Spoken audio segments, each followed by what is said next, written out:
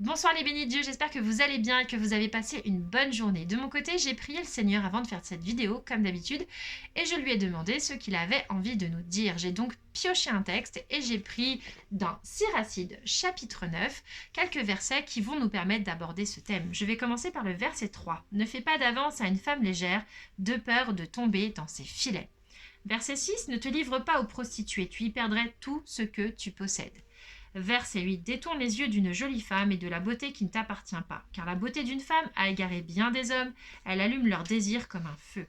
Enfin, verset 9. Évite de t'asseoir près d'une femme mariée et de t'attabler avec elle pour boire de peur de tomber amoureux d'elle et dans ta passion de glisser sur la pente fatale.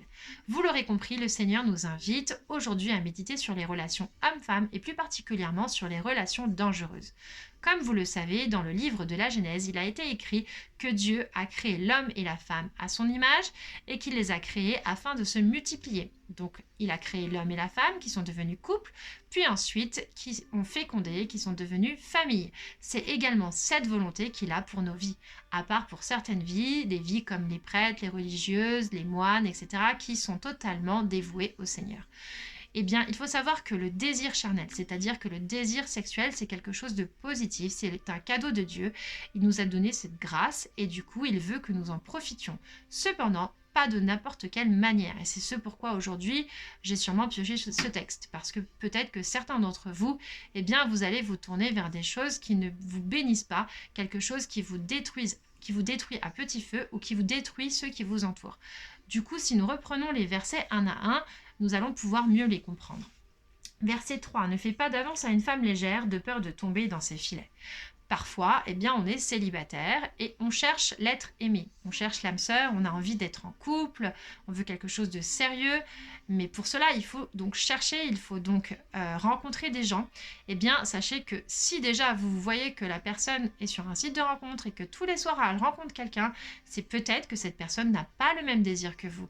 Donc là, si vous êtes en prière, le Seigneur va vous dire stop, n'y va pas, ça ne sert à rien. Ensuite, verset 6, ne te livre pas aux prostituées, tu y perdrais tout ce que tu possèdes. Parfois, justement, lorsqu'on est célibataire, eh bien, cette charge sexuelle est devenue trop lourde, trop pesante, et on a envie, de passer à l'acte. Et du coup, on se dit pourquoi pas se tourner vers la prostitution, pourquoi pas se tourner vers la pornographie. Eh bien, sachez que cela ne vient pas de Dieu, tout simplement parce que Dieu habite en nous, dans nos corps, et qu'il nous aime et qu'il veut que les choses soient gratuites, que les choses soient bénies, que les choses soient saines. Et lorsque vous vous tournez vers de la prostitution ou vers de la pornographie, eh bien ce n'est pas de cette manière que le Seigneur voit l'amour entre deux personnes. Il y a quelque chose de malsain là-dedans et lorsque vous passez cet acte, lorsque vous êtes dans cette addiction, eh bien il faut rentrer en prière et être délivré de cela. C'est-à-dire qu'il faut pouvoir être détaché humainement parlant, vous n'y arriverez peut-être pas, mais vous avez besoin que quelqu'un prie pour vous et que quelqu'un puisse demander au Seigneur de vous détacher de ce qui l'éloigne de lui, parce que c'est pas bon pour votre vie et ce n'est pas bon pour la vie de l'autre également. Donc voilà, sachez que ce n'est pas productif et que le Seigneur a un autre plan et il sera vraiment mieux. Si nous passons au verset 8, détourne les yeux d'une jolie femme de la beauté qui ne t'appartient pas. La beauté d'une femme a égaré bien des hommes et elle allume leur désir comme un feu.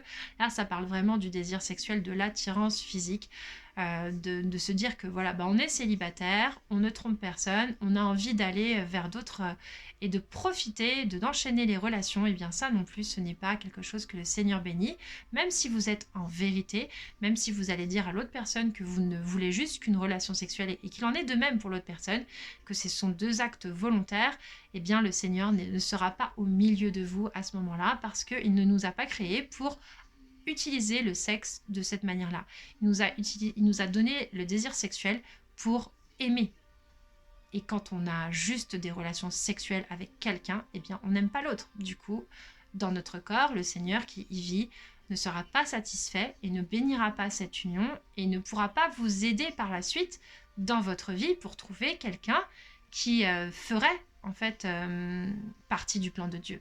Parce que plus on est dans le péché, moins il a de facilité à venir œuvrer dans nos vies. Du coup, ça nous éloigne de la bénédiction qu'il a prévue pour nous. Si on prend le verset 9, évite de t'asseoir près d'une femme mariée et de t'attabler avec elle pour boire, de peur de tomber amoureux d'elle et dans ta passion de glisser sur la pente.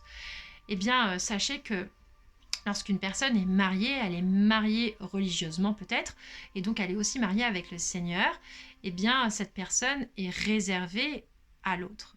Et si vous allez à cette rencontre, eh bien c'est un grand danger pour vous et c'est un grand danger pour l'autre parce que l'amitié homme-femme a ses limites.